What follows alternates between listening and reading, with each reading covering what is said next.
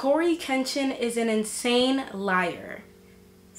Hey, what's up guys, Scorpy here, and today the highly overrated YouTuber known as CoryxKenshin Cory just made a We just started. That is a very spiteful way to start the video. I'm assuming there will be a lot of hate and jealousy bias, but let me just assume for the best. YouTube, you guys either play favorites, you are racist. Okay man, right off the bat, accusing them of some pretty insane stuff. Like, my only question is, like, if YouTube was racist, then how did they allow your channel to thrive in, like, such a manner that it is? Like, if YouTube... Come on. This is actually the same argument a jealous Twitch streamer used on Gideon on his video about Twitch and their injustice against him. That has a huge fan base, verified on multiple platforms, gets millions of views per video, and can still stream on YouTube, has a problem with getting banned on Twitch. There's no amount of money, fame, or status that will stop a black person from experiencing racially motivated injustice. By the way, if you watch my previous video, I literally stated that I thought it was a form of favoritism and not necessarily racism. That said, your argument is honestly too weak and its foundation is obviously the straw man fallacy. Cory has damning evidence of, at the very least, some form of favoritism, yet you are arguing that he has no right to complain because he's successful. But before I get on to the video, please hit the like button and subscribe. I'm trying to get to 100 subscribers, and also hit the notification bell if you want more videos like this. Anyways, let's continue. Like, if YouTube was really trying to keep a brother down, then why would they not, like, hinder your growth process in some way? Like, you're at 10 million subscribers, you're thriving more than 90% of white people on the platform, so what are you talking about? YouTube does not benefit from being an active bigot even if it wanted to, and again, I'm not saying that it is, but to argue that they have never favored white YouTubers over black YouTubers simply because famous black YouTubers exist on their platform is very ignorant. Being actively discriminatory gets people in a lot of trouble. So YouTube, I'm not saying that they are extremely racist. I can't, that is a big statement to make, but they are capable of having prejudices without being discriminatory. So that would make them fair weather liberals. And honestly, as Gideon said in his own video, this is the equivalent of saying shut up and dribble. He's allowed to say what he wants to say about this experience and how it made him feel.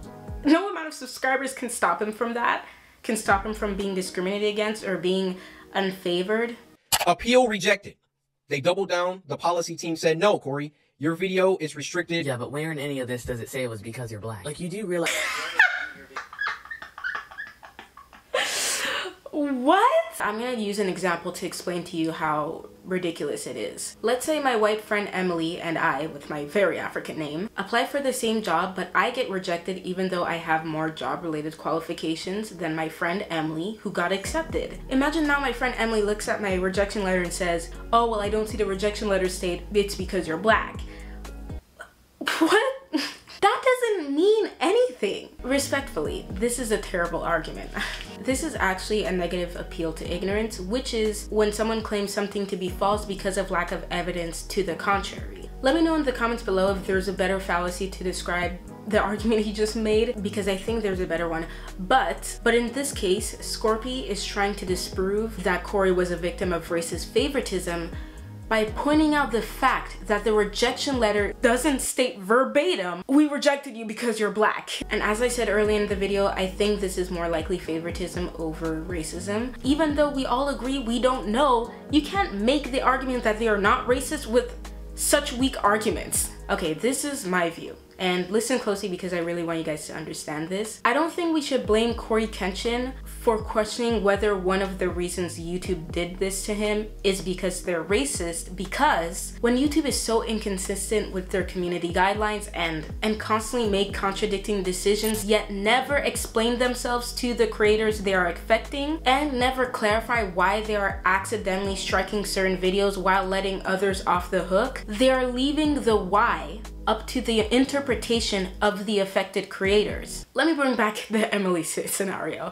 If a white friend of mine and I work at the same job, and whenever I make a certain mistake, I get scrutinized much more than if she makes the same mistake, and let's say I go to my boss and ask them why, and all they do is just apologize yet continue their behavior, I am left with making my own conclusion. And in this case, I'm going to assume, okay, well, maybe they're racist. They don't want to tell me why, so I have to guess why for myself. If you get what I'm saying. Like, it's different people and it's their opinion whether it violates the guideline. It's different people and it's their opinion whether it violates the guideline. It's funny because that isn't good. Basically, you're saying the community guidelines is not absolute and can be interpreted by these teams, so that causes them to keep making inconsistent decisions.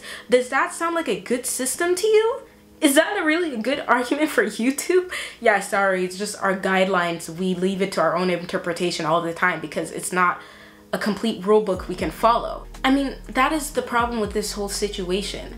Even when I attempted to make an argument for YouTube in my video, it sounds like I keep plugging it. It still didn't help their reputation because all it does is point out the clear flaws in their system. The system that is striking and suspending channels left and right unfairly. The system that has even threatened the channels of massive YouTubers. How can it be this flawed by a company that's so big? It's a big industry. I really don't think we should give them too many excuses. So even though I understand what argument he's trying to make here, it still puts YouTube in the wrong. Markiplier has this situation in his video. Okay, so basically what you're saying is, since you're black and your video got age restricted, and Markiplier is white and his didn't, so YouTube must be racist, right? You're putting words in his mouth and you are continuing the straw man fallacy. You're focusing on the extreme that he's supposedly blatantly calling YouTube racist. Have you watched the full video? You're quite literally beating a dead horse here. This guy made a video playing the same game and his isn't age restricted to what I've seen, so clearly YouTube isn't just looking for black people to age restrict. Okay, so let me check it out to see if the clip was even in there in the first place. 12 seconds later. Guys, his example for his argument is that, oh, a black YouTuber he's pretty famous, he's a streamer but he's pretty famous, and he posted the same video game and didn't get age restricted, so YouTube's not racist. I looked for the video. The video is a republished stream, not republished by Kai, but by a fake account with 60 subscribers. I wonder why it wasn't age restricted. I'm going to put up on the screen Kai Cenat's actual channel for his clips and republished streams or whatever. If you're blatantly using something that is completely fake, your video is not serious. And I can't respect someone who purposely puts out false information and is completely negative in their videos simply to get views. Feeling like there was some favoritism at play. There was either that or some racism at play. Bro, what are you saying right now, dude? Look, man, I'm not saying that what he's saying is 100% wrong. I'm just saying that I personally do not believe it. And I think okay. Don't believe what? Ignoring the evidence fallacy. Like, Cory is giving so much evidence and is clearly only questioning YouTube's motives here. But for some reason, Scorpy hears the words YouTube and racism in the same sentence. And God forbid. Arbitrary issue. They nitpick and they try and find something that they can incriminate me for and try to push me down. Yeah, but like that happens to like everyone, doesn't it? Like yesterday my video got like limited monetization. I think it was because I said the word or something. I don't think that's the same thing. This video is mainly to refute his arguments.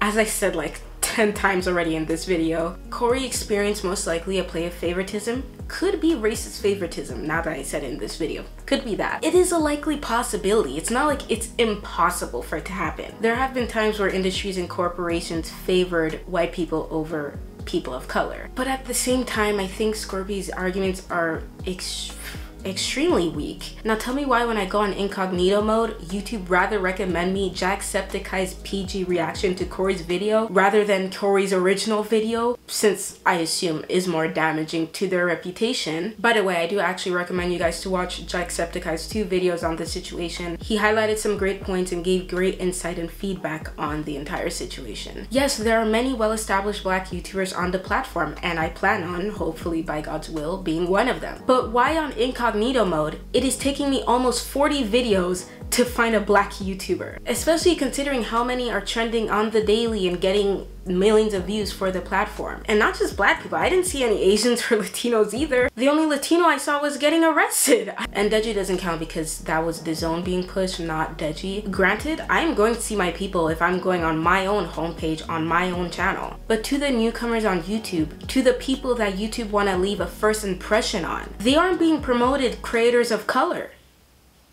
They just aren't. That's why I don't understand the whole Black YouTube Creator Fund. It's simple, just give us the same push as other creators. By the way, if you don't know what YouTubeBlack is, let me explain it to you. A multi-year commitment dedicated to spotlighting and growing Black creators and music on the platform by giving them access to resources to help them thrive on YouTube. That is so patronizing, to be honest with you. There are so many amazing Black YouTubers creating great content in their own rights. Respectfully, the idea that YouTube needs to carry us on their shoulder to help us thrive personally feels like they see us as less competent. Honestly, we just want the same respect. We just want the same push. This was a fund, so YouTube would have saved millions of dollars if they just pushed Black creators more onto their homepage. And you know, I'm not even trying to attack YouTube. This is a platform that I've been using and creating on for over a decade. It's a great platform. It's one of the greatest social media apps to have been invented, quite literally. I just think it's time for YouTube to start caring about their creators again. We just want to be treated as equals. That's it. YouTube, you're an amazing platform, and you would be even 1,000 times more amazing if you just start listening to your creators and being much more transparent with us. Anyways, thank you guys so much for watching this week's video. Let me know in the comments below, what are your thoughts on this guy's video and his arguments and the fallacies I mentioned. If you have any better fallacies to point out, let me know. Please hit the like button, subscribe, and African mama slap the notification bell, and I'll see y'all on the next video when we're back on my channel.